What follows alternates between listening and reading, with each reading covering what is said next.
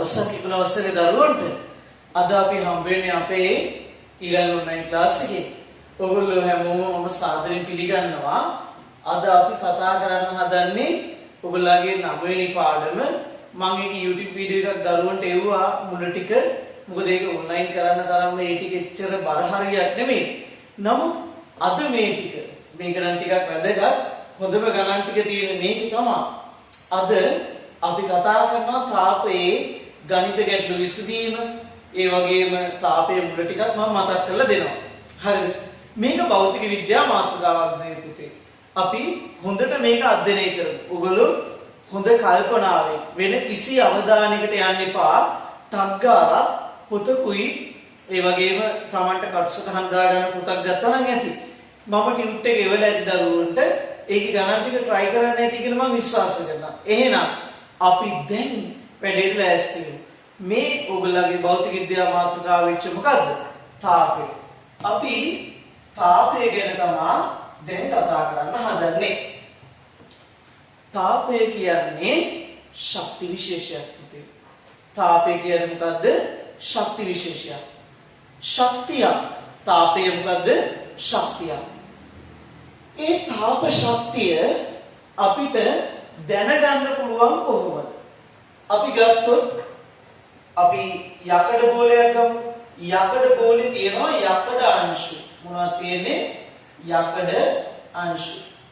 මේ යකඩ අංශු කිසියම් චාලනයක්, ඒ කියන්නේ චලනයක්, චූටි චලනයක් පෙන්නනවා පුතේ. දැන් අපි මේ යකඩ බෝලේ උෂ්ණත්වය මැනුවොත් මේ උෂ්ණත්වමානයක් අඳින්න මේ විදිහට ඇඳොත් ඒක උෂ්ණත්වමානයක් පුතේ. මේක සෙල්සියස් අංශක 30 උෂ්ණත්වය තියෙනවා කියලා හිතන්න. මේ යකඩ බෝලය සෙල්සියස් අංශක 30 උෂ්ණත්වය තියෙනවා කියලා හිතන්න.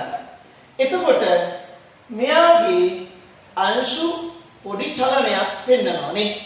චුටි චලනයක් පෙන්නනවා. ඔය චලනය පුතේ ඒ චලනයට අනුව තමයි උෂ්ණත්වය පෙන්වන්නේ. ඒ කියන්නේ අංශු චලනය වන ප්‍රමාණය මෙයාගේ ප්‍රමාණය අනුව තමයි මේ උෂ්ණත්වය පෙන්වන්නේ. අපි මේ යකඩ බෝලේ ටිකක් රත් කරනවා. මේක හීට් කරනවා. හීට් කරාම මොකද වෙන්නේ? මේ උෂ්ණත්වය අපි හිතනවා 30 ඉඳලා 50ට ගියා කියලා. සෙල්සියස් 50ට ගියා. 50ට ගියා නම් අංශු චලනය වන ප්‍රමාණයත් වැඩි වෙනවා. ඇයි? අපි හිතුවොත් එහෙම දැන් ඔයාව රත් කළොත් එහෙම ඔයාට ලැබෙන බලය වැඩි වෙනවනේ, ශක්තිය වැඩි වෙනවනේ. එතකොට ඔයාව චලනය වන ප්‍රමාණය වැඩි වෙනවා. ඒ කියන්නේ වස්තුවක් රත් කරනකොට ඒක උෂ්ණත්වය වැඩි වෙනවා. ඒ වැඩි වෙන්නේ ඇයි? අන්න ඒකයි ප්‍රශ්නේ. ඒ වැඩි වෙන්නේ ඒකේ අංශු වල චාලක ශක්තිය වැඩි වෙන හින්දා. පැහැදිලිද? ඒ කියන්නේ අංශු වල චාලක ශක්තිය වැඩි නම් අංශු චලනය වන ප්‍රමාණය වැඩි නම් ඒකේ උෂ්ණත්වය වැඩි. අපි හිතමු දැන් අයිස් කැටයක් ගමු අපි මේක මකලා. අයිස් කැටේ උෂ්ණත්වය අපි හිතන ආසන්න වශයෙන් සෙල්සියස් 0යි කියලා. හරිද? දැන් අයිස් කැටේ උෂ්ණත්වය සෙල්සියස් 0යි. එයාගේ උෂ්ණත්වය අඩුයි නේද?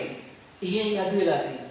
ඒ අඩු වෙලා තියෙන්නේ පුතේ එයාගේ අංශු වල චාලක ශක්තිය අඩු නිසා.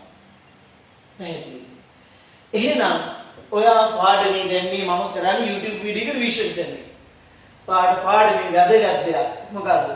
උෂ්ණත්වය කියන්නේ වස්තුවක් හැදිලා තියෙන අංශු වල චාලක ශක්තිය. නැත්නම් මධ්‍යන්‍ය චාලක ශක්තිය පිළිබඳ නිම්මක් තමයි උෂ්ණත්වය කියන්නේ. උෂ්ණත්වය වැඩි කියන්නේ අංශු වේගයෙන් චලනය වෙනවා. උෂ්ණත්වය අඩු කියන්නේ අංශු චලනය අඩුයි කියන්නේ. පැහැදිලිද? එහෙනම් මෙන්න මේක ලියා ගන්න. අනිවාර්යෙන් හැමෝම ලියන්න. පිළිලමයි ළමයි ભેදයක් නැහැ.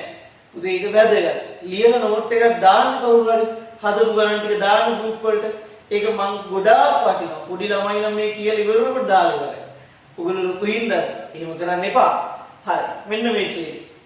මේ පිටුල් දෙකක් දාවට ඇඳත් අවුලක් නැහැ. කවුරු හරි ගෑල් ළමයි ගෲප් එකට දාන්න, පිළි ළමයි ගෲප් එකට දාන්න.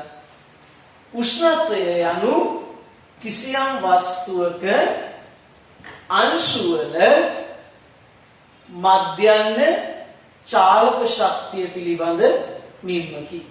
මේ මධ්‍යන්න කියන්නේ මැදාගිය පුතේ. ඒව ඕනේ නැහැ.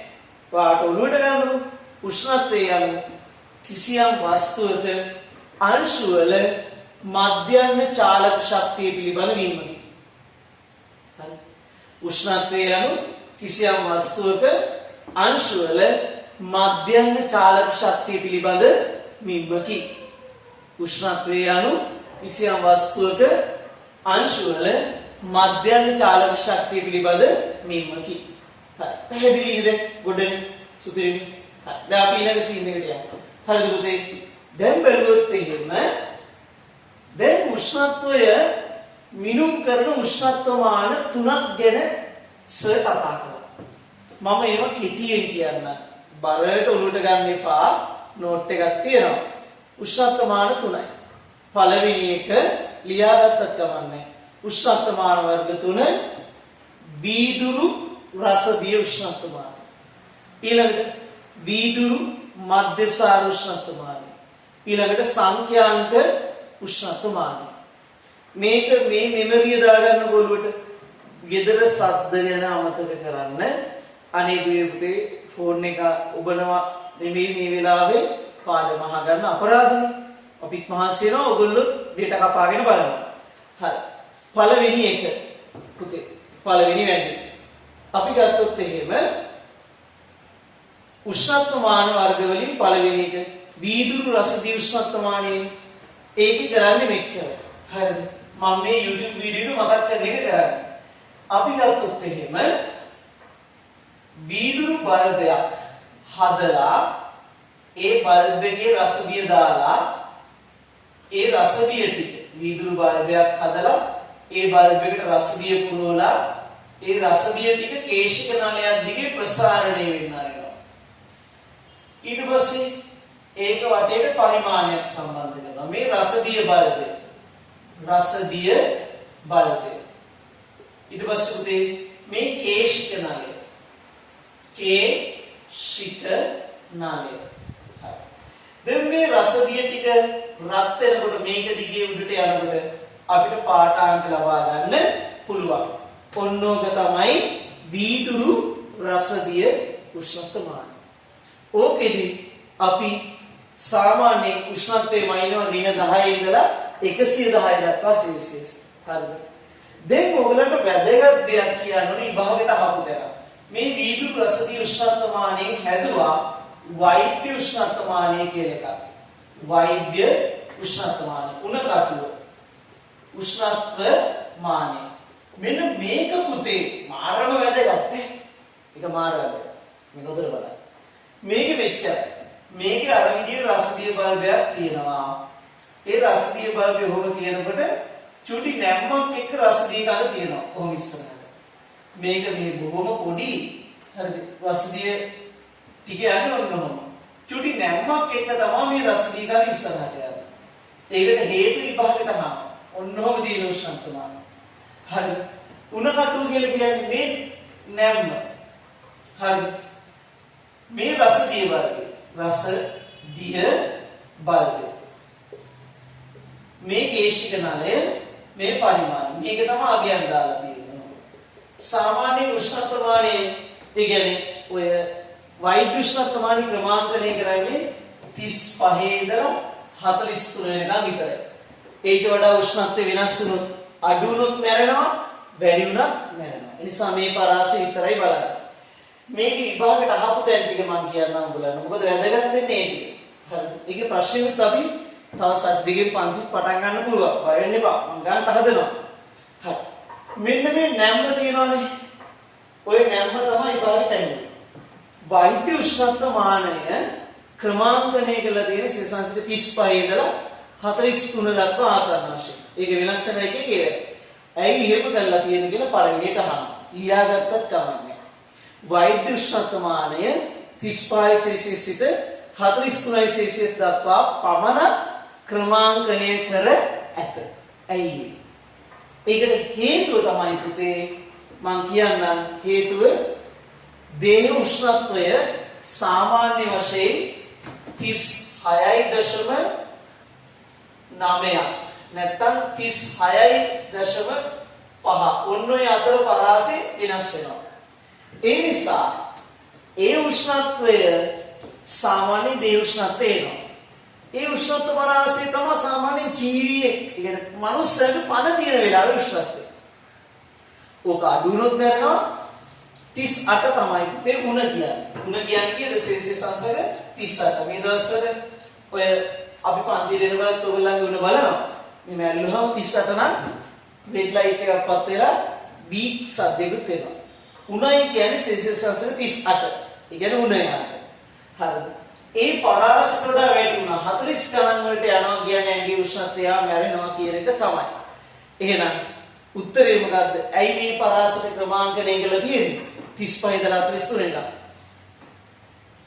එහෙම කරන්න හේතුව මොකද්ද? මිනිසාගේ සාමාන්‍ය දේහ උෂ්ණත්ව පරාසය තුල උෂ්ණත්වමානය සකසා ගැනීමට. අපිට නේ 100 ගණන් වල වයින් ඕනේ නැහැ සෙල්සියස්. අපි එච්චරත් එන්නේ නැහැ. එහෙනම් අපි ඇඟ බොයිලරුවක් වගේ නෝනේ. එහෙම වෙන්නේ නැහැ පුතේ. හරිද? වැඩේ පැහැදිලිද? හරි. දැන් එතකොට මිනිසාගේ සාමාන්‍ය දේහ උෂ්ණත්ව පරාසය තුල ක්‍රමාංකණය කිරීමට තමයි ඒක කරන්නේ. හරි. ඊළඟට අහනවා වෛද්‍ය උෂ්ණත්වමානයේ නැම්ම තියෙන්නේ මොකටද කියලා. ඔන්න ප්‍රශ්න. ඔක තමයි සුපිරිම ප්‍රශ්න. මේක හේතුව කියන්නේ. දැන් මේක අර නර්ස් මොනලා ඔක කටට දාන්න ඉස්සෙල්ලා මෙහෙම දසලා නේද දාන්නේ. ඔක දිහා පොඩ්ඩක් දසලා උබන්නේ. ඊයි දසලා උබන්නේ. මේ හරියේ මැද හිර වෙලා තියෙන රස දී ටික පහළට ගන්නවා. එහෙම පහළට ආවම තමයි හරි ලේසියෙන් බලා ගන්න පුළුවන්. හැබැයි මෙහෙමයි. රස දී කියන්නේ ගොඩක් ඝනත්වය වැඩි කෙනෙක්නේ. ඒ ඝනත්වය වැඩි කෙනා එකපාරට රත් වෙලා උඩට යන්නේ අපේ ඇඟේ රසෙට. අපේ ඇඟේ රසනේ ආසන්න වශයෙන් 35 36 වගේ වෙනවනේ. 36 කියලා ගමුකෝ අපි. 36 37 අතර වෙනස් වෙනවා. දැන් එතකොට පුතේ ඔය අපේ ඇඟේ උෂ්ණත්වය මේ පරාස තුල තියෙනකොට රසදී ටික ප්‍රසාරණය වෙලා උඩට යන්න තරම් ඇඟේ උෂ්ණත්වය ප්‍රමාණවත් නැහැ. නිසා තමයි චුටි නැම්මක් දාලා රසදී ගන්න මේ හරිය රඳව ගන්න. කියන්නේ මෙහෙම ඇවිල්ලා මේ මෙතන රඳව ගන්නවා. ඔය පේනවා. මෙතනින් පහළට එන එක නවත්තලා ගන්න යන්තම්. මේ මැදින් කැඩුනොත් එහෙම ડોක්ටර් නැත්නම් නර්ස් මොනවායික ගස්සනවා. ගසලා හදාගන්න. මේක තනිකර පිළිලා මෙතනින් කැඩුනොත් තමයි එයා අර ගසලා ඒ දෙක සෙට් කරගන්නේ.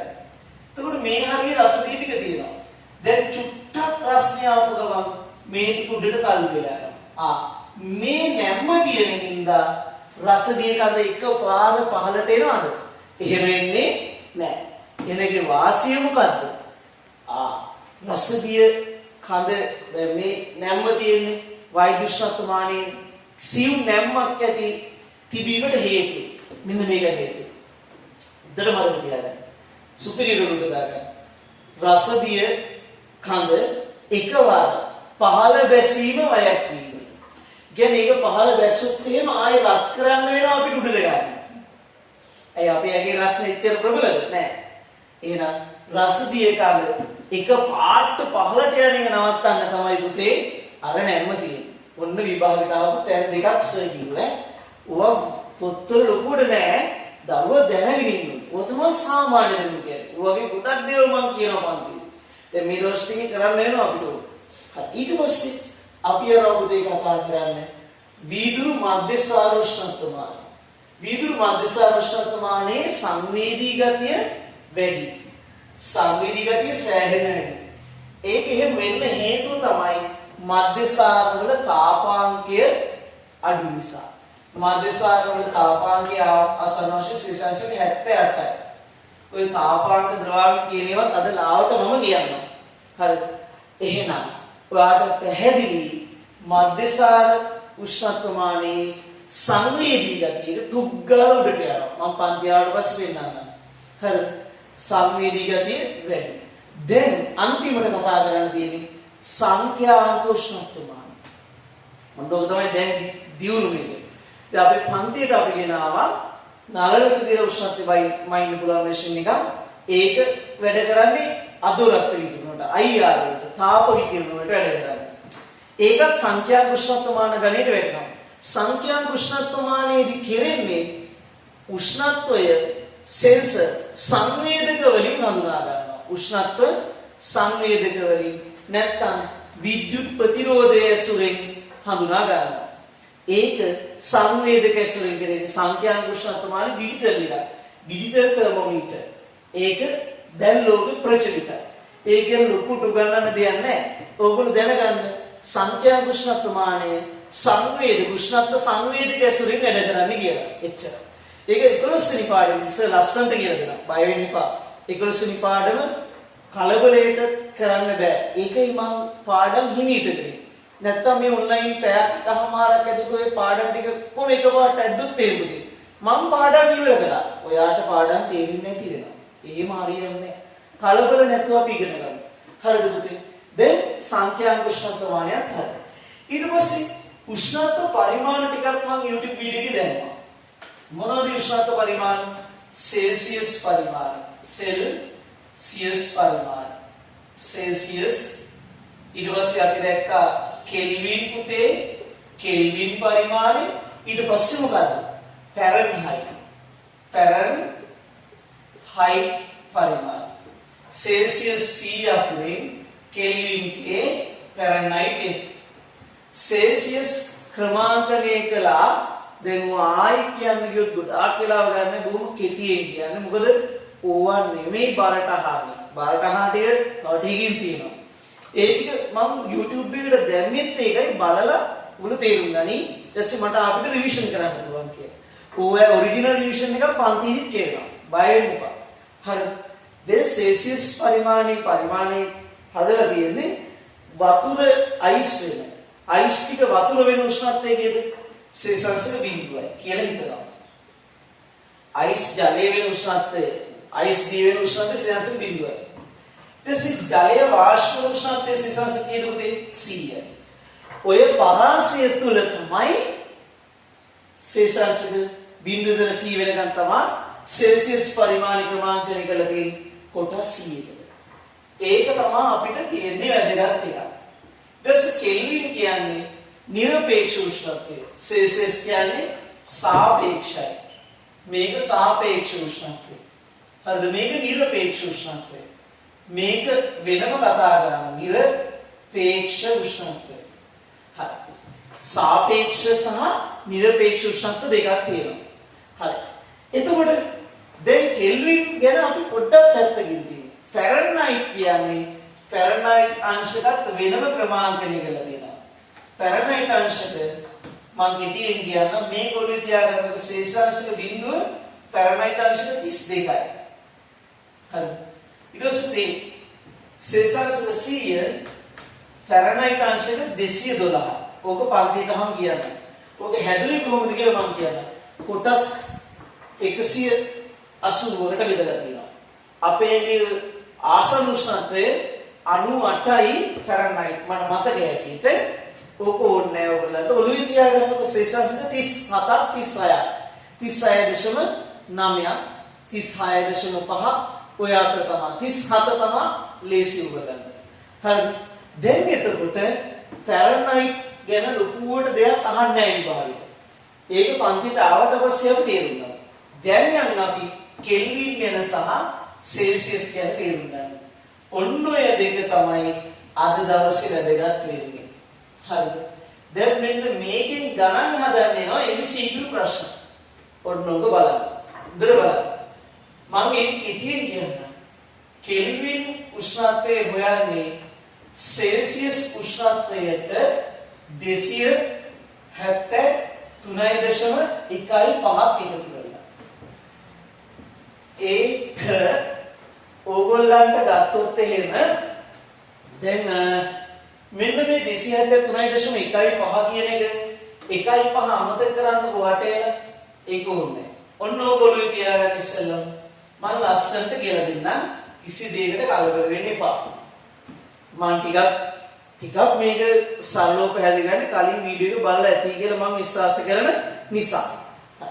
දැන් ඉස්සෙල්ලම මෙතනින් සෙල්සියස් දාගමු අපි. සෙල්සියස්.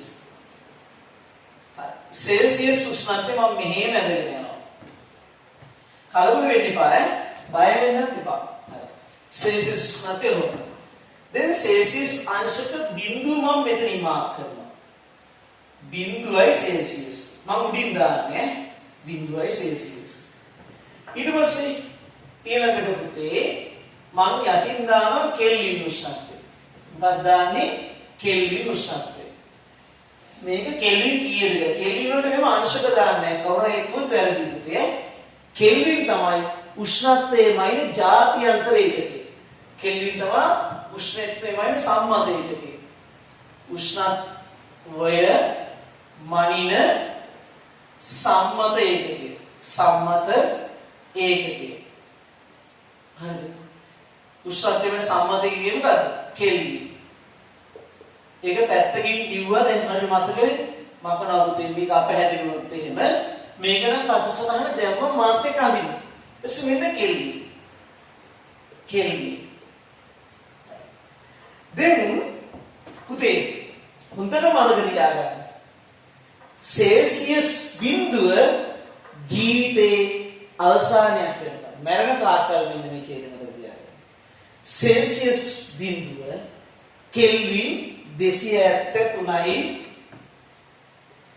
දශම 1.5 1.5 කෙල්වින් කියලා දැනගන්න. සෙල්සියස් බිඳුව කෙල්වින් 273යි. හරි. එහෙනම් සෙල්සියස් අංශක 5ක් වැඩි වුණොත් කෙල්වින් වලට කීයක් දෙකද කරන්නේ? මේ කෙල්වින් ගන්න. කෙල්වින් ගන්න 5ට කීයක් දෙකද කරන්නේ? 273. ඒ සූත්‍රය බලන්න. සෙල්සියස් අංශක 5 කෙල්වින් කරන්න කීයක් දෙකද කරන්නේ? 273. මම 5 නෙමෙයි සෙල්සියස් අංශක 27. 27 ගන්න. සෙල්සියස් 27 එකතු කරමු. කෙල්වින් සමානයි සෙල්සියස් ධන 273. එතකොට පුතේ 27 ධන 273. කීයද මේ දෙක එකතු? කියන මටක් දාලා ගණිත දක්ෂණය ඔයගොල්ලෝ 10යි මෙතන 10යි බිඳුවයි 7යි 2යි 9යි 9යි 1යි 10යි එකක් විතර 1යි මේ දෙකට 300යි. එහෙනම් 300යි කෙල්වින්. සෙල්සියස් අංශක 27 කෙල්වින් 300යි. ඔන්න ඊට පස්සේ එන සෙල්සියස් අංශක 100 කෙල්වින් කියන්නේ. මෙහෙම ඇදගත්තම ලේසි. 100 කෙල්වින් කියන්නේ. කියන්නේ 273ක් එකතු කරන්න 373යි කෙල්වින්. දැන් ඔයාට තේරෙනවද අයිස් කැටේ අංශු ටික කිසියම් චාලක ශක්තියක් තියෙනවා. එන අයිස් කැටේ අංශු චලනය වෙනවා පුතේ. හැබැයි මෙහෙට යන්න යන අංශු චාලක ශක්තිය වැඩි වෙනවා. ඒ වතුර නටනවනේ මේ හරිය. වාෂ්ප වෙනවනේ. මෙහෙට එන්නේ චාලක ශක්තිය අඩු වෙනවා. අඩු වෙලා මෙතනදි චාලක ශක්තියක් තියෙනවා. ඔයා හිතන්නේ මේ සිසසෙන් බිඳුනේ මෙතනින් එහාට ඍණ. මම එකක් දාන්න. මේ පැත්ත ඍණ මේ පැත්ත පුතේ ධන. කියන අර සංඛ්‍යා රේඛාවල් දාන්නනේ ගුරු. මම ඒවා කියන්නේ නැහැ නේද? තරංග සෝදුල් ගන්න දිනව නේද? මේ පැත්ත ඍණ. සිසසෙන් බිඳුව ඉඳලා මෙහෙට එනකොට ඍණ වෙනවා. හරි. ඔයා හිතන්න දැන් ඔන්න හිතන තැන සෙල්සියස් පස්සට එනවා. කෙල්වින් බිඳුවට එනකොට මෙතන කෙල්වින් 273 200 250 බිඳුවට එනවා. කෙල්වින් බිඳුවට එනකොට සෙල්සියස් කීයද? හිතන්න. ඔන්න හිතන තැන. ගෙදර ඉඳලා හිතන්න. සද්ද වෙන දේවල් හිතන්න එපා. සෙල්සියස් මේ කෙල්වින් බිඳුවට එනකොට සෙල්සියස් කීයද? ඍණ ගාන කීයද ඍණ? ඍණ 200 ඍණ 273යි. ඍණ 273යි සෙල්සියස් අංශය. ඒ පාඩක සූත්‍රය දාලා බලන්න පුළුවන්. කෙල්වින් බිඳුව එදා කෙල්වින් බිඳුව ඔන්න මම සූත්‍ර ලියන්නේ සෙල්සියස් ධන 273. දැන් මේක මෙහෙට ගේන්නේ. එතකොට සෙල්සියස් සමානයි මේක මෙහෙට නම් ඍණ 273යි. ඔය තියෙන එහෙනම් සූත්‍රයෙන් පැහැදිලි වුණා. හරි පුතේ. මෙන්න මේ කෙල්වින් බිඳුව උෂ්ණත්වයට කියනවා නිරපේක්ෂ ශුන්‍ය උෂ්ණත්වය. මොකද්ද කියන්නේ? නිරපේක්ෂ ශුන්‍ය උෂ්ණත්වය. ඔන්න ඔය වචනේ තමයි මාර වැදගත්. මෙන්න සාපේක්ෂ ශුන්‍ය උෂ්ණත්වය, මෙන්න නිරපේක්ෂ ශුන්‍ය උෂ්ණත්වය. මෙන්න මේ ඡේදය ලියා ගන්න මේ විභාගෙට අහුවා. නිරපේක්ෂ ශුන්‍ය උෂ්ණත්වය යනු කුමක්ද? ඊයගේ කෙල්වින් අංශක බිඳුව. කෙල්වින් බිඳුව. අංශ කියන්නේ කෙල්වින් බිඳුවයි. මෙන්න මේ ඡේදය නිරපේක්ෂ ශුන්‍ය උෂ්ණත්වයේ අර්ථ දක්වන්න. මන් තුන් පාරක් කියනවා. තුන් පාරේ මතක තියාගන්න. ලියන්නේ පුතේ වෙලාව යන හින්දා කාලය අපිට වටිනවනේ. කිසියම් වස්තුවක අංශවල මධ්‍යන්න චාලක ශක්තිය කියන්නේ මේ අංශු හෙළවෙන ප්‍රමාණය මධ්‍යන්න චාලක ශක්තිය ශුන්‍ය වෙන උෂ්ණත්වය. කිසියම් වස්තුවක අංශවල මධ්‍යන්න චාලක ශක්තිය ශුන්‍ය වෙන උෂ්ණත්වය. ආයි කියනවා කිසියම් වස්තුවක අංශවල මධ්‍යන්න චාලක ශක්තිය ශුන්‍ය වෙන උෂ්ණත්වය. කිසියම් වස්තුවක අංශවල මධ්‍යන්න චාලක ශක්තිය ශුන්‍ය වෙන උෂ්ණත්වය.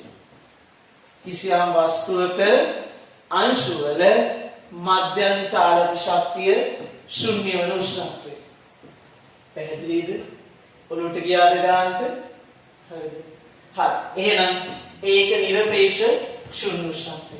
දැන් ඔයගලන්ට කෙල්වින් සෙල්සියස් කරන්න පුළුවන්, සෙල්සියස් කෙල්වින් කරන්න පුළුවන්. ගණන් ටිකක් ඒකෙන් හදමු. හරි. ටක් ගාලා අපි ඒ ටිකට ඔලුවට දාගමු. මේ සතහන මම හිතන්නේ දරුවෝ ලියා ගන්න නැති. මේක ලියා ගන්න කිව්වනේ. දැන් අපි යනවා සෙල්සියස් කෙල්වින් කරන්න, කෙල්වින් සෙල්සියස් කරන්න. ටක් ගාලා යමු පළවෙනි ප්‍රශ්න. 127යි සෙල්සියස්. කන්වර්ට් කරන්න කෙල්වින් වලට. මෙන්න එහෙම. ඉස්සෙල්ලා සූත්‍රය ලියන්නේ. කෙල්වින් සමානයි සෙල්සියස් ධන 273. දැන් 127 ධන 273 කෙල්වින් වලට ටක් ගාලා. ගොල්ලෝ ගණන් දක්ෂයෝ. 273ට 27ක් එකතු කළාම සුපිරි ගණන්කාරයනේ. 273ට 27ක් එකතු කළාම 300. 300ක් එකතු කළාම කියන්නක් ගන්න. මේ සුළු කිරීම මට එච්චර ඕක කරන්න වෙලාව නැහැ. කියන්නක් ගාලා පුතේ කීයද? 400යි නේ. හරි. කෙල්වින් 400. පැහැදිලිනේ? මේක එකතු කරගන්න බැහැ නේද? හරිද? හරි. ඊට පස්සේ දෙවෙනි එක අපි ගත්තොත් කෙල්වින් ධන එකපාරට කියන්නේ අපි ගමු කෙල්වින් සෙල්සියස් 50. 50යි සෙල්සියස් කන්වර්ට් කරන්න කෙල්වින් වලට. මේවා අමාරුයි නම් කියලා හිතන්න එපා. කෙල්වින් සමානයි සෙල්සියස් ධන 273. එතකොට ගන්න 50 ධන 273. දැන් ටක් ගාලා එකතු කරන්න බිඳුවයි. හරි. ඊට පස්සේ 12යි එකක් ඉතිරි 3යි නේද මෙතන. එතකොට ආනේ 323යි නේ. හරිද? 323යි. මෙතන ගන්න 3යි ඊට පස්සේ 5ක් 12යි 1යි 323යි මොනවද? කෙල්වින්. කෙල්වින් අංශක 323යි. පැහැදිලිද? හරි. දැන් එකක් අපි කරමු. කෙල්වින් එකක් සෙල්සියස් කරමු. අපි දැන් කරන්න හදන්නේ මොකද්ද? කෙල්වින් එකක් සෙල්සියස් කරන්න. එක ගානක් අදුම මොව අමාරු කියලා හිතන්න එපා පුතේ. ලේසි උගලට. උගලට මොකටද මේ ගණන් හරිම ලේසි. අපි හිතමු කෙල්වින් අංශක 500. 500 කෙල්වින් කියන එක 500 කෙල්වින් කියන එක සෙල්සියස් කීයද? ඉස්සෙල්ලාම සූත්‍ර ලියා ගන්න. හිතන්නත් පුළුවන්. විතරක් හරියකි. කෙල්වින් සමානයි සෙල්සියස් ධන 273. දැන් එතකොට මොකද කරන්නේ? 500 මෙහෙන් කෙල්වින් අංශ ගන්න 500 ලියාගත්තා. හරි. ඊට පස්සේ සෙල්සියස් දන්නේ ඒක තමයි අපි ගන්න 273 මෙහෙට ගත්තා.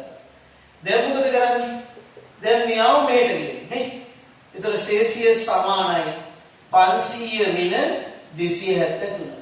දැන් එතකොට අපි බලමු මෙයාගෙන් අඩු කරන්න 500න් 273 කීයද?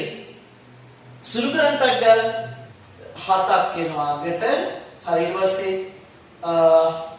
දෙකක් එනවා නේ 9යි දෙකක් එනවා. එතකොට මෙතන 4යි 2යි 227ක් එනවා නේ. එතකොට සෙල්සියස් අංශ කීයද? 227යි. කෙල්වින් 500 සෙල්සියස් අංශක 227යි. මම හිතන්නේ දරුවන්ට පාඩමේ උෂ්ණත්ව පරිවර්තනය කියන එක පැහැදිලිව තේරෙන්නේ නැති කියලා මම විශ්වාස කරනවා. අපි යමු ඊළඟ කොටසට. හරි දුවේ පුතේ, අපි ඊට පස්සේ අපේ ඊළඟ කොටසට යමු. අපි දැන් කතා කරගෙන ආවේ උෂ්ණත්වය කියන දේ ගැන කතා කළා. ඊට පස්සේ උෂ්ණත්ව මාන, ඊට පස්සේ උෂ්ණත්වයේ මානයේ පරිමාණ, ඊට පස්සේ අපි ඒවැ ගණන්, ඒ ගොඩක් දේවල් තේරුම් ගත්තා.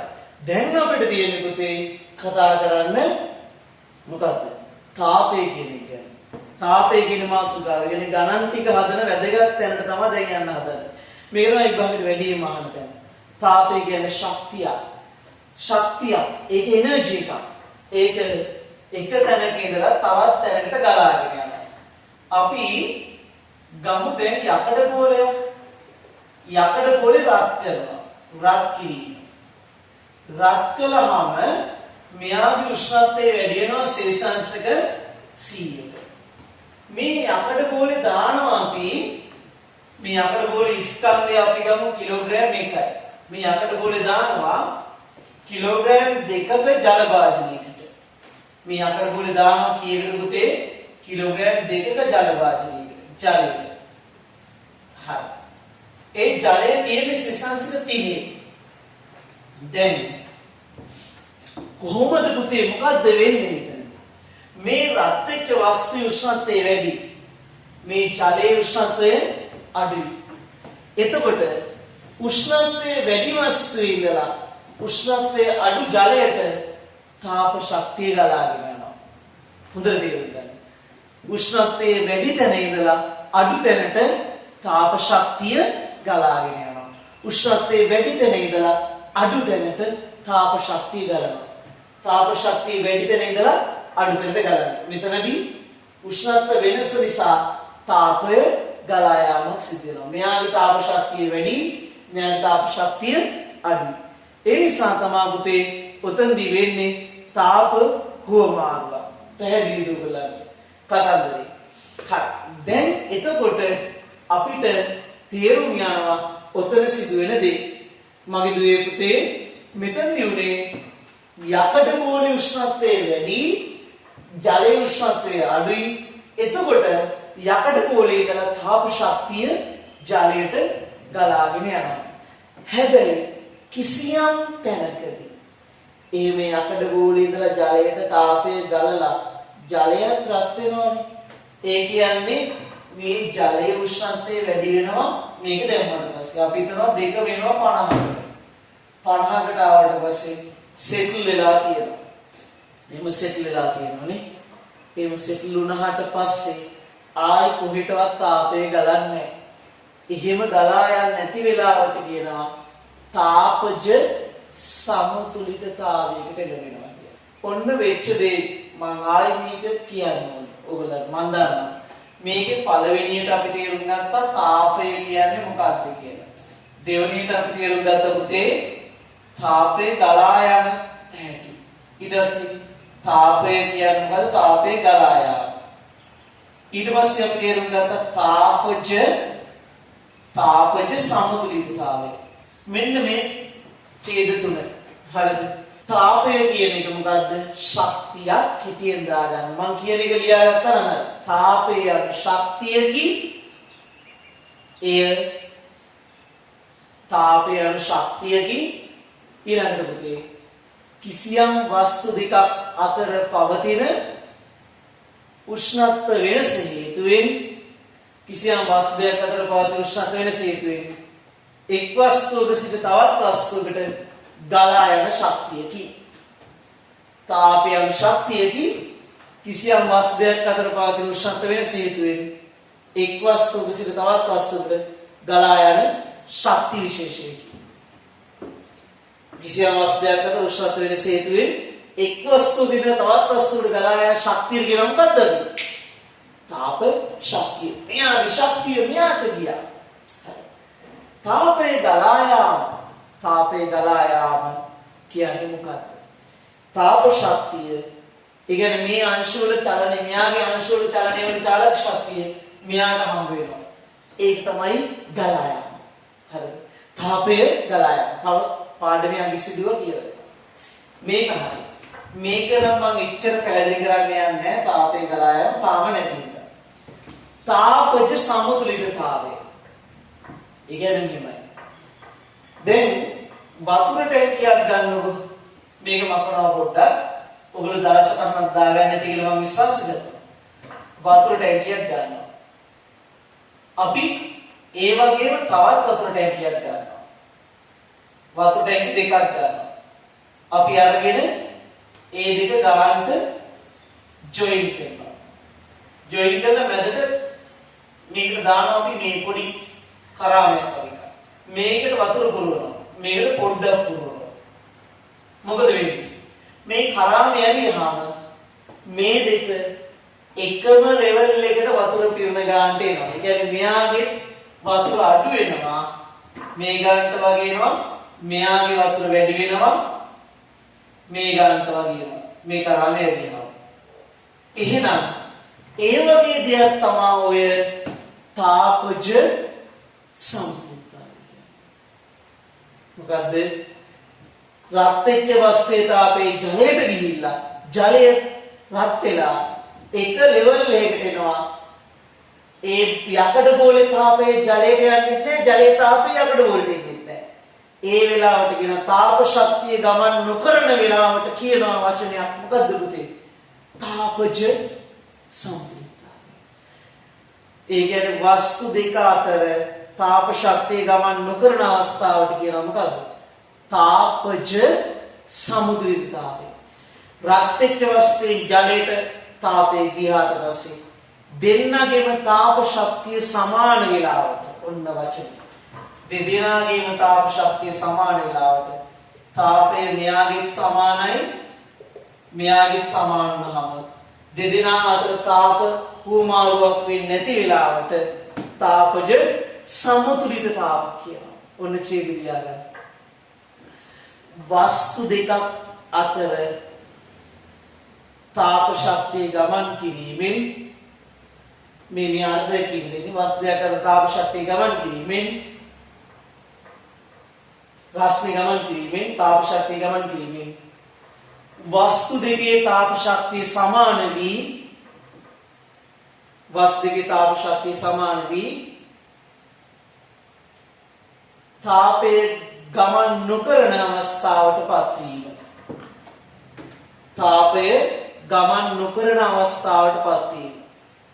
තාපජ සමතුලිතතාවය. කියන්නේ මෙයාගේ තාපය මෙයාට යන්නේත් නැහැ. මෙයාගේ තාපය මෙයාට එන්නේත් නැහැ.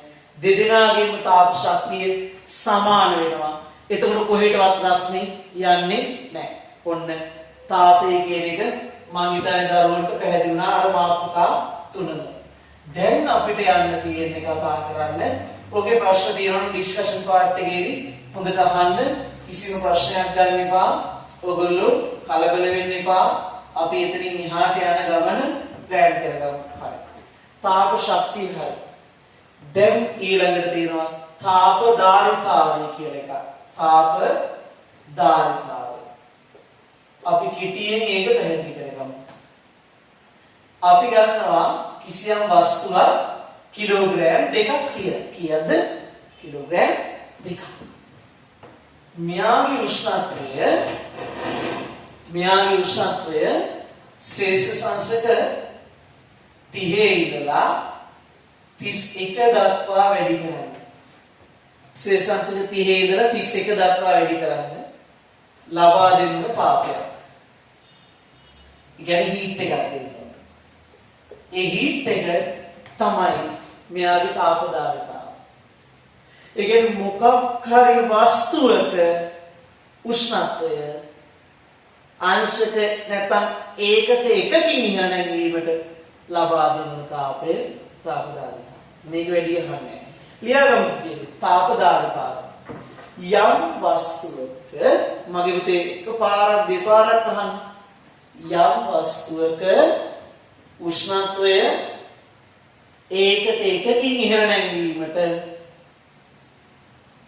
ලබා දිය යුතු තාප ශක්තිය. යම් වස්තුවක උෂ්ණත්වය ඒකට එකකින් ඉහළ නැංවීමට ලබා දිය යුතු තාප ශක්තිය. හරි. යම් වස්තුවක උෂ්ණත්වය ඒකට එකකින් ඉහළ නැංවීමට ලබා දිය යුතු තාප ශක්තිය. තාප ධාරිතාවය. හරි. ඒක ස්කන්ධයක් ගැන කතා කරන්නේ නැහැ. දැන් එහෙනම් ඒක පොඩ්ඩක් කියමු. ඊළඟට අපිට කතා කරන්න තියෙනවා විශිෂ්ට තාප ධාරිතාවය. ඔන්න වචන විශිෂ්ට තාප ධාරිතාවය. මේක වී තා දා කියලා ගන්න. ඔන්න ඕකයි පාඩම් කරන්නේ. මෙන්න මේක නම් ඇති වෙන්න පාඩම් කරු මාත් එක මේක බහකට අහනවා. ලියන්න එනවා බොහෝදුරට.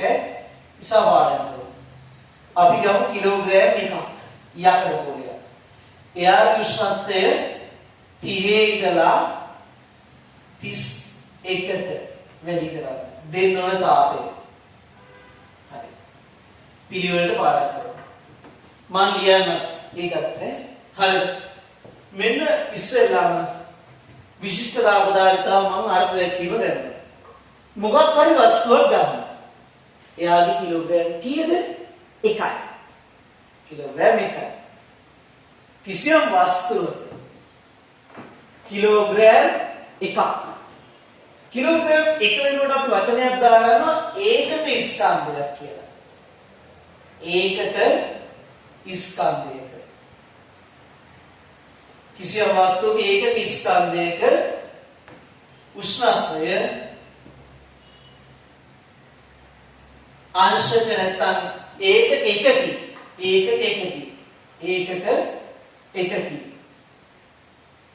ඒ කියන්නේ පුතේ උෂ්ණත්වයේ සංසක එකකි. ඉහළ නම් වලට ලබා දෙන තාපය තමයි මොකද්ද? විශිෂ්ට තාප ධාරිතාව කියන්නේ. හරි. කිසියම් වස්තුවක උෂ්ණත්වය ඒකක එකකින් ඉහළ නැංවීම. කිසියම් වස්තුවක ඒකක ස්කන්ධයක උෂ්ණත්වය ඒකක එකකින් ඉහළ නැංවෙන්න ලබා දෙන තාපය තමයි එයාගේ විශිෂ්ට තාප ධාරිතාව.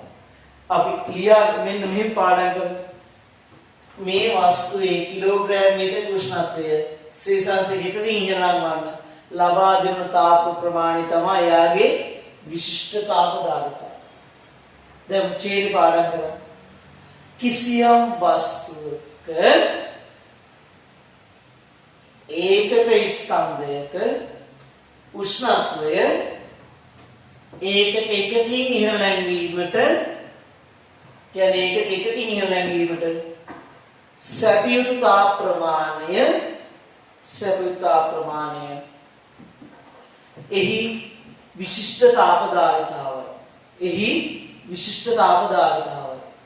එහි විශිෂ්ට තාප ධාරිතාවයි.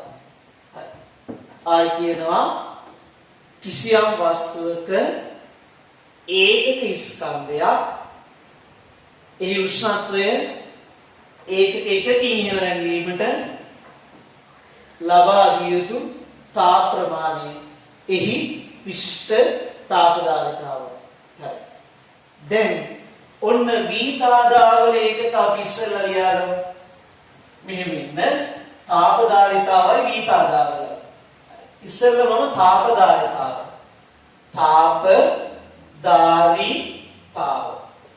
තාප ධාරිතාවගේ ස්කන්ධය කැමති ගන්න. ඒකේ ස්කන්ධෙ වෙන්නේ නැහැ. එහෙනම් ජූල් නේ තාපයමයි ඒකකේ. තාප ශක්තියමයි අන්තර්ජාතික එකකේ ජූල්. ඒක මතක තියාගන්න. එතකොට ජූල් අංශක කීයකින්ද වැඩි වෙන්නේ? අපි හිතුව අංශක සෙල්සියස් එකකින් වැඩි කරේ. එහෙනම් සෙල්සියස් කියනවා අංශක 8 කියලා මෙහෙම දිනනවා. නැත්තම් ජූල් කෙල්විනයට කෙල්විනේට ජූල්. ඔන්න තාපදාරිතාව. ඊට පස්සේ විශිෂ්ට තාපදාරිතාව කියන්නේ විශිෂ්ට තාපදාරිතාවමයි මේකේ. ඒක කිලෝග්‍රෑම් කියන වචනේ ඕනේ. කිලෝග්‍රෑම් එකක්. සෙල්සියස් එකකින් උෂ්ණත්වය වැඩි කරන්නේ. එතකොට ජූල් කිලෝග්‍රෑමයට සෙල්සියස් අංශකයට. ඔන්න ඒක අර්ථය කියන්නේ. කිසියම් වස්තුවක කිලෝග්‍රෑම් එකක ස්කන්ධයක් ඒ උෂ්ණත්වය සෙල්සියස් එකකින් ඉහළ නැගීමට සැපයුත් තාපමානය. හරිද? කිසියම් වස්තුවක කිලෝග්‍රෑම් එකක ස්කන්ධයක් ඒ උෂ්ණත්වය සෙල්සියස් එකකින් ඉහළ නැගීමට සැපයුතු තාපමානය. ඒක එතනින් තිබ්බා. තව තියෙනවා ඒකේ. ජූල් කිලෝග්‍රෑමයට කෙල්වින් අංශකයට. ඔන්න ඔය දෙක තමයි මේ විශිෂ්ට තාපදාරිතාව මේ තාපදාරිතාව. දැන් පුතේ උත්තරින් එහාට තියරි පාර්ට් ඉවරයි. දැන් තියෙන්නේ ගණන් හැදීම ටික. දැන් ලෑස්ති වෙන්න ලස්සනට ගණන් කීපයක් හදලා පාඩමේ සංක්ෂිප්තය ලස්සනට උඩට දාගන්න. ඔයගොල්ලන්ට පුළුවන් කිසි දෙයකට බය නැහැ. හරි දුවේ පුතේ. දැන් අපි යනවා ඔයගොල්ලන්ගේ ගණන් ටික හදන්න. මේක තමයි ඔයගොල්ලන්ගේ අද දවසේ වැදගත්ම දේ. මේක හරියට කරගමු. අපි වැඩේ කොට දාගමු මේක පුතේ. ඉස්සෙල්ලා කලබල නැතුව ගණන් ටික හදන්න ඉස්සෙල්ලා කලින් තාපදාරිතාව විශිෂ්ට තාපදාරිතාව ඇසුරෙන් සූත්‍රයක් තියෙනවා. ඒක වැඩි අවශ්‍ය නැහැ. ඉස්සෙල්ලා අපි තාපය ආශ්‍රිත ගැටලු විසඳන්න සූත්‍රයක් ඉගෙන ගන්න ඕනේ. ඒ සූත්‍රය අපි මතක තියාගමු. Q සමානයි mc θ කියලා සූත්‍රයක් දැනගන්න ඕනේ. මම ඒක වීඩියෝ එකෙත් ඔක තිබුණා මම හිතන්නේ. Q කියන්නේ තාප ප්‍රමාණය. Q කියන්නේ තාප ප්‍රමාණය. අපි ගාන හදලා ගන්න උත්තරේ මේක. m කියන්නේ ස්කන්ධය. හරිද? මේක මෙහෙම ලියා ගන්න.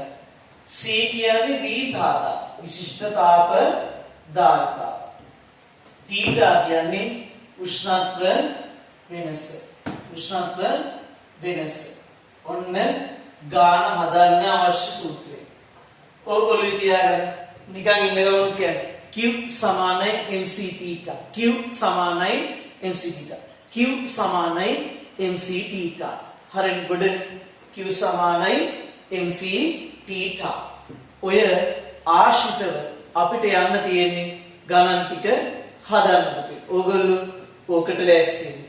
හරිද මේ පුතේ? දැන් ඔයගොල්ලන්ට එවලා තියෙන ටියුට් එකක් තියෙනවා මම හිතන්නේ. ඒකේ ගණන් ටික අපි පිළිවෙලට හදමු. මම හැම ගානක්ම ලස්සනට කියලා දෙනවා. හරිම පිළිවෙලට. කිසිම කලබලයක් වෙන්න එපා. පළවෙනි ප්‍රශ්නේ කියලා තියෙන්නේ තව කිලෝග්‍රෑම් 6ක ස්කන්ධයක් උෂ්ණත්වය කෙල්වින් 20කින් ඉහළ නංවන්න අවශ්‍ය තාප ප්‍රමාණය. ඉස්සෙල්ලාම තව කිලෝග්‍රෑම් 6ක් ලොකු ප්‍රමාණයක්. එයාගේ උෂ්ණත්වය කෙල්වින් කීයක්ද කියලා අපිට ආරම්භ ගන්න දීලා නැහැ. 20කින් වැඩි කරන්න. ඒ කියන්නේ අපිට ඒක කෙලින්ම උෂ්ණත්ව වෙනස දීලා තියෙනවා 20යි කියලා. හැබැයි තව දෙයක් දීලා තියෙනවා තඹවල විතාදා කීයද? 400යිලු ජූල්. මේවා පාඩම් කරන්න එපා. ජූල් කිලෝග්‍රෑමයට කෙල්විනේට කිලෝග්‍රෑමයට ජූල් 400. ඔන්න විතාදා තඹවල දීලා තියෙනවා. මහ ලොකු දෙයක් නැහැ. Q සමානයි mc θ දැම්මා. m ස්කන්ධයේ කිලෝග්‍රෑම් 6යි. කිසි කලබලයක් වෙන්න එපා. කිලෝග්‍රෑම් 6යි. C විශිෂ්ට තාපදාරිතාව 400යි. 400යි ජූල් කිලෝග්‍රෑමයට කෙල්විනයට. උෂ්ණත්ව වෙනස θ කීයක් වැඩි කරන්න කියලාද අපිට? දැන් මෙතනට සෙල්සියස් දුන්නත් අවුලක් නැහැ. මේක සෙල්සියස් වෙනවා ඒක. ඒක දෙනවා ඔයගොල්ලන්ට. හරි. උෂ්ණත්ව වෙනස 20යි කෙල්වින්. දැන් අපි සුළු කරමු ලස්සනට. මහා කලබලයක් වෙලා දඟලන්න එපා. මේවා ලේසි. කිලෝග්‍රෑමයට කපනවා. ඊට පස්සේ කෙල්වින් අංශකයට කෙල්විනයට කපනවා. ඔය අංශක කියන වචනේ කියන්න එපා. මට කියවෙනවා. කෙල්විනය අර k අකුර ඍණ නැහැ එහා පැත්තේ අතන ඍණ තියෙනවනේ. එහෙනම් ඒකට එක්ක යපුවා. දැන් අපි සුළු කරගෙන යන්න. හරිද? දැන් බලමු 400 ගුණ කිරීම 6. එතකොට කීයද එන්නේ? පුතේ 24යි නේ? 2400ක් වුණා. ඒක 20ෙන් ගුණ කරන්න. තර බිඳුවක් දාගත්තාකට දෙකෙන් ගුණ කරා. ඇයි? මෙයාගෙන් ගුණ කරලා 20ෙන් ගුණ කරන්න එක. එතකොට බිඳුවක් දාලා දෙකෙන් ගුණ කරනවා. 0.8යි දෙකෙන් ගුණ කරාම 4යි නේ. එතකොට 48000ක් කියනවා නේ. කීයද? 48000යි. දැන් අපි බලමු Q කීයද? තාප ප්‍රමාණය 48000යි. මොනවද ඉතුරු වෙලා ඉන්නේ? මේකත් නැහැ. මොනවා විතරද? J අකුර විතරයි. දැන් මේක කිලෝ ජූල් කරන්නේ කීයද බෙදන්නේ? 1000න් බෙදලා. අර බිංදු තුන කියපුවා 48යි. K අකුර දැම්මා, J දැම්මා. එතකොට Q මේ උෂ්ණත්ව වෙනස දෙන්න තව වලට දෙන්න ඕනේ කොච්චරද තාපය? ජූල් 48000, කිලෝ ජූල් කොච්චරද? 48ක්. පළවෙනි ගාන ලස්සට තේරෙන්නේ නැති කියලා මම විශ්වාස කරනවා. මේක ඇත්තටම මහා ලොකු දෙයක් නෑ. මේ ටික දෙනවා ඔක්කොම ටික. මේකට අරකට දැම්මා අර දාලා උත්තරේ ගත්තා. සුළු කිරීම හරියට කරන්නේ. හරිද කියලා බලන්න සර්කත් වැරදිලාද කියලා. කටි ගණන් ටික හදලා උත්තර ටික චෙක් කරන්න ඉන්න ඇති කියලා මම විශ්වාස කරනවා. ජලය කිලෝග්‍රෑම් 2ක උෂ්ණත්වය කෙල්වින් 10කින් වැඩි කරන්න අවශ්‍ය තාපය. මේකට අර ලේසි. මේවා නම් මේ චූටි ගණන්. අපි අදගමු ටක් දාලා පින්තූරය. මේක ලේසි ඔයගලන්ට තේරුම් ගන්න මෙහෙම ඇඳගත්තා නම්. අපි ජලය කිලෝග්‍රෑම් 2ක් ගමු. 2යි කිලෝග්‍රෑම්. උෂ්ණත්වය කොච්චරකින්ද වැඩි කරන්න කියන්නේ? කෙල්වින් 10කින්. වැඩි කරන්න අවශ්‍ය තාප ප්‍රමාණය. මෙතනට දෙන්න ඕනේ හීට් එක අහන්නේ තාපය. ජලයේ වීතාදා කීයද? වීතාදා කීයද? 4200යි. ඒක පාඩම් කරන්න එපා. ඔය නිකම්ම පාඩම් කරන 4200යි ජූල් කිලෝග්‍රෑමයට කෙල්විනට. මේක චුටි ගන්න. මේ වෙච්චර අමාරු නෑ. Q සමානයි mc θ. m ස්කන්ධය බැලුවා කිලෝග්‍රෑම් 2යි. c කීයද? විශිෂ්ට අවදාර්ථා 4200. ඒක තමයි අපි බලන්නේ. 4200. ජූල් කිලෝග්‍රෑමයට කෙල්විනට. ඊට පස්සේ උෂ්ණත්වය කීයද? 10ක්. දැන් මෙතන 10 කෙල්වින් කියලා දාගත්තා. දැන් මොකද කරන්නේ? කපනවා. කිලෝග්‍රෑම් ග්‍රෑමයට කෙල්විනට කෙල්වින් කියනවා. දැන් පොඩි වැඩක් තියෙනවා. මේක දෙකකින් ගුණ කරන්නේ 4200 දෙකකින් ගුණ කළාම 8400. අයිති මේක දෙකෙන් බිඳුවයි අපි සුළු කරමු. බිඳුව මේක දෙකකින් ගුණ කරන්නේ බිඳුවයි හරි. දෙකෙන් ගුණ 4යි මේ දෙකෙන් ගුණ 8යි. දැන් ජූල් 8400යි. තව බිඳුවක් එන්න ඕනේ මේ 10න් ගුණ වෙනවා. එතකොට හරි. 84 10යි මොකද ඉතුරු වෙන්නේ? J අකුර විතරයි ජූල්. කිලෝ කරන්න කියලා වෙදන්නේ 10 බෙදුවාම 84යි. මේ බිඳු තුන ගැටෙනවනේ 10 බෙදනවා කියන්නේ. මේ බෙදනවා කියන්නේ බිඳු තුන ගැටෙනවා පුතේ. ඒක කල්පනා වෙන්න. 84යි කිලෝ ජූල්. Q වගේ කීයද? කොච්චර තාපය දෙන්න ඕනද මෙයාට? 84යි කිලෝ ජූල් දෙන්න ඕන. ඔන්න ගණන් හදනවා. ඔබ තමයි ගණන් කියන්නේ. අමාරු නෑ ඔබ. ඔබ හදුවම ලකුණු 3ක් දෙනවා. හරි ලේසි. ගානක් කියමු. ඇලුමිනියම් කැබල්ලක ස්කන්ධයේ ග්‍රෑම් 500යි. එයා සෙල්සියස් 30 ඉඳලා 50 දක්වා උෂ්ණත්වය ළඟවන්න තාප ප්‍රමාණය හොයන්න. එයාගේ වීතාදා දීලා තියෙනවා. හරි. අපි අද උත්තර කරා. ඇලුමිනියම් කැලක් මම මොකද ලාවට මාක්කයක් දාගන්නවා. A කියලා දානවා. මේකේ උෂ්ණත්වය සෙල්සියස් 30යි. 30 ඉඳලා කී වෙනකම් වැඩි කරන්නේ? 50 දක්වා. 50 සෙල්සියස් දක්වා වැඩි කරන්න ඕනේ. ඇලුමිනියම් කිලෝ කීයද? කිලෝ නෙමෙයි ග්‍රෑම් 500ක්. ඇලුමිනියම් ග්‍රෑම් 500ක් තියනවාලු. එයාගේ උෂ්ණත්වය 30 ඉඳලා 50 වෙනකම් වැඩි කරන්න ඕනේ. මෙයාගේ AL වල වීතාදා දීලා තියෙන අපිට කියන්නේ 900යි කියලා. 900යි ජූල් කිලෝග්‍රෑමයට සෙල්සියස් අංශකය. මේ ගණන් හරි ලේසියි. මෙයාගේ අවශ්‍ය තාප ප්‍රමාණය අපේ ගණන්. මොකද්ද මේකේ කරන්න තියෙන්නේ ඉස්සෙල්ලා? වැඩි හිතන්න එපා. බරට අරගෙන අම්මෝ ගන්න මාරාමානි එහෙම හිතන්න එපා. මේක ලේසි. Q සමානයි mc θ කියලා ලියාගත්තා. නතන්න ඕනේ m ස්කන්ධේ ග්‍රෑම් දාන්න පුළුවන්. මොකද කරන්නේ? 500යි ග්‍රෑම් තියෙන එක කිලෝ කරන්න 1000න් බෙදුවා. කිලෝ ගත්තා. හරි. දැන් ඒක හරි. ඊට පස්සේ C විශිෂ්ට අවදාර්ථය කීයද මේ දීලා තියෙනවා? 900යි ජූල් කිලෝග්‍රෑමයට ඊට පස්සේ මොකද පුතේ සෙල්සියස් අංශ ඒකත් ඊට පස්සේ උෂ්ණත්ව වෙනස කීයද දැන් මේක සුළු කරලා දාමුකෝ මේක අනේ පොඩි උන් නෙමෙයි 20යි 30 ගානේවා මොඩේ වගේ කල්පනාවෙන් කරන්නේ උෂ්ණත්ව වෙනස කීයද 20යි ඒ 30 ඉඳලා මහාට යන්නේ 20යි කතාන්දරේ ඊට පස්සේ මොකද කරන්නේ මේ කිලෝග්‍රෑමයට කපනවා සෙල්සියස්ගේ අංශකයට දැන් සුළු කරගෙන තවත් තියෙනවා කපන්නේ බිඳුවට බිඳුවට තවත් කොහෙන් හරි එකක් කපාගමු මේ බිඳුවට මේකත් කැපුවා දැන් එතකොට ඉතුරු වෙන්නේ කවුද බලන්න 5 ඉතුරු වෙනවා 900 ඉතුරු වෙනවා 2 ඉතුරු වෙනවා ඉතින් අපි මෙහෙම කරමු 5 2 ගුණ කළාම කීයද 5 2 ගුණ කළාම කීයද 10 5 2 ගුණ 10යි 5 2 ගුණ කළා 10යි මේ වෙනම පොළොව ලියන්න ඕනේ නැහැ 5 2 ගුණ කළා 10යි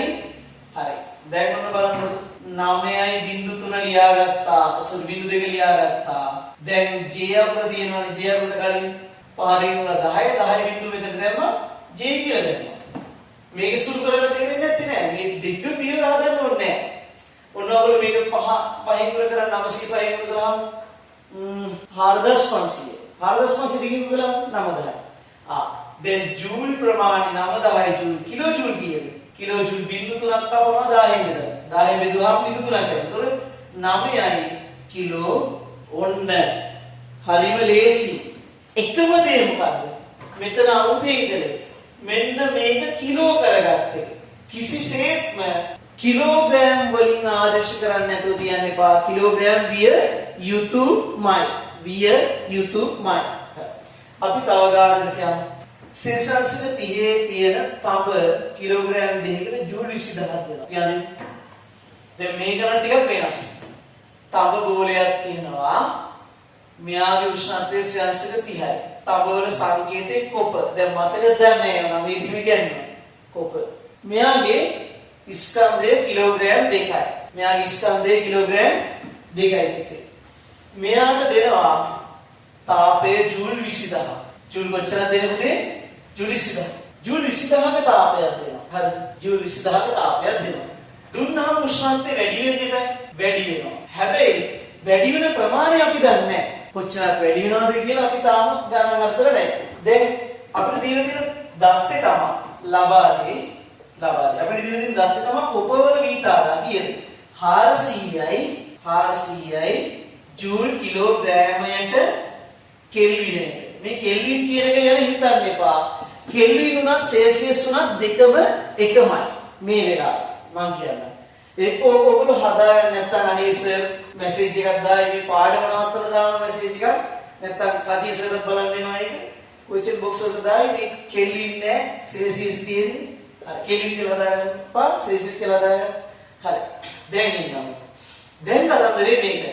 තාප ප්‍රමාණය මෙච්චර 20000ක් ජූල් දුන්නාම සෙල්සියස් 30 ඉඳලා තාපය වැඩි වෙනවා.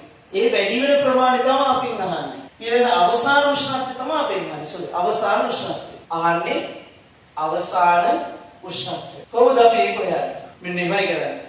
ඉස්සෙල්ලාම පුතේ Q සමාන mct ට සූත්‍රය ගන්නවා. ඒ සූත්‍රයට දාලා අපි උෂ්ණත්ව වෙනස ගන්නවා. ඔයාට එකපාරම උෂ්ණත්වය ගන්නත් පුළුවන්. උෂ්ණත්ව වෙනස අරගෙන ඒ වෙනස අපි එකතු කරනවා මේ 30ට. මං ගානේ පොඩ්ඩක් හදලා මැදින් විස්තර කරනවා. මුකුත් ලොකුවට දඟලන්න දෙයක් නැහැ. Q සමානයි mct ට කියලා ලියන්න. ඊට Q ප්‍රමාණය කොච්චරක් තාපය දෙනවද? තාප ප්‍රමාණය ජූල් 20. නම් මෙතන 20000 ලියන්න. තව බිඳුවක් අඩු 20000 ලියන්න. දැන් m ස්කන්ධයේ කිලෝග්‍රෑම් 2යි. c දන්නවද? c කීයද? ඊටාදා 400යි. 400 ජූල් කිලෝග්‍රෑමයට සෙල්සියස් අංශ කියලා. සෙල්සියස් අංශ කියලා හදාගන්න. උෂ්ණත්ව වෙනස අපි නොදන්නේ. ඒක හොයාගෙන ඒක 30ට එකතු කළා නම් වැඩි වෙච්ච ගාන හොයාගන්න පුළුවන්.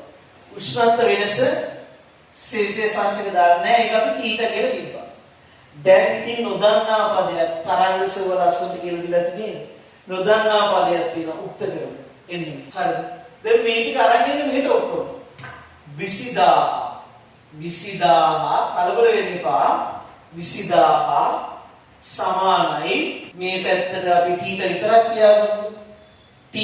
දැන් මේ පැත්තට ගේන අනිත් අය 20000යි ජූල් සමානයි θ. දැන් අරේ ගුණ කිරීමන්නේ 400යි ජූල් කිලෝග්‍රෑමයට සෙල්සියස් අංශකයට.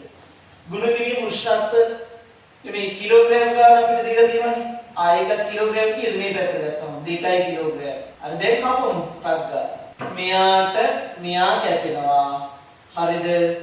ජූල්ට ජූල් කැපෙනවා. ඒ මේ දාන. දැන් එතකොට දැන් මොකද වෙන්නේ?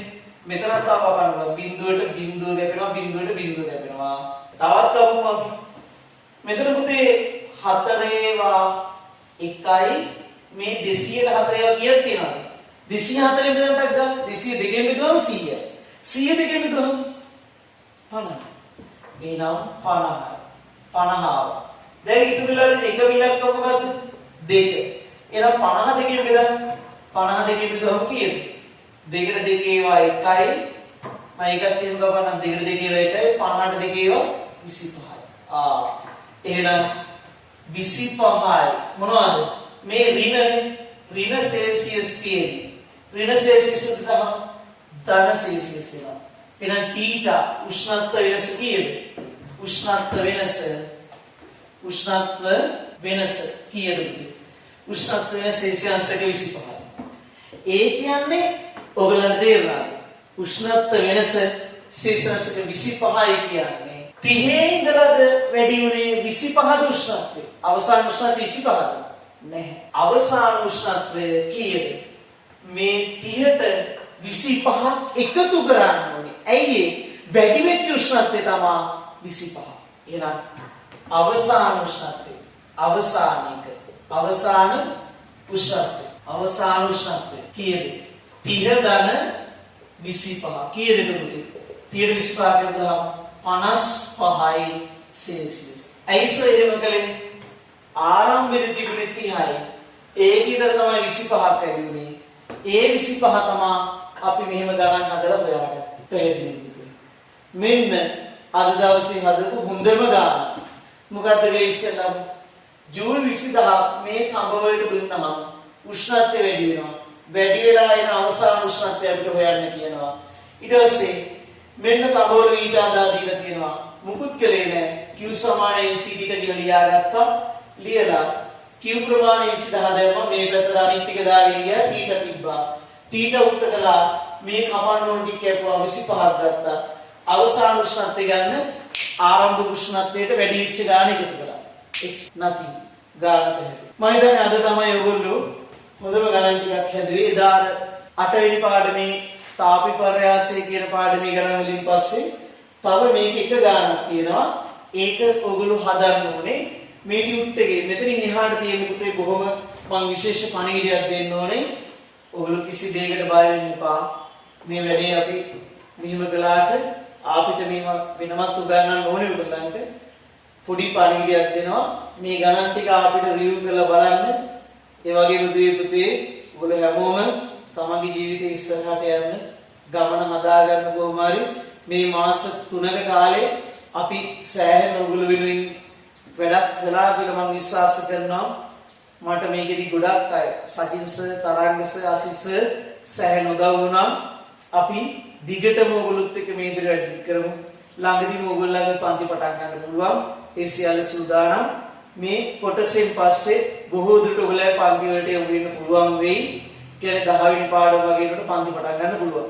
සාදුවේ පුතේ මේ පාඩමේ නොතේරිච්ච තැන් ටික තව ටිකකින් ඔයගොල්ලන්ට අහගන්නත් පුළුවන්. අවශ්‍ය තැන් ගණන් වල කලබල නැතුව ඔහොම ඉන්න කොහෙවත් යන්න එපා. එහෙනම් ඔයගොල්ලන්ට සුබ දවසක්, සුබ අනාගතයක් පරිස්සමින්